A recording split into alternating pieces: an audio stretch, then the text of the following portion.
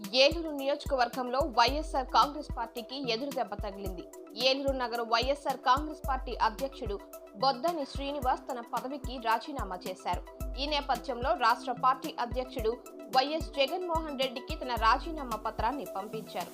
Party స్థాపించిన నాటి నుంచి వైఎస్ఆర్ కాంగ్రెస్ పార్టీ అభివృద్ధికి ఎంతో సేవ చేశానని, తన వ్యక్తిగత కారణాల నేపథ్యంలో ఏలూరు వైసీపీ పార్టీ అధ్యక్ష పదవికి మరియు పార్టీ సభ్యత్వానికి రాజీనామా చేస్తున్నట్లు బొద్దాని శ్రీనివాస్ తెలిపారు.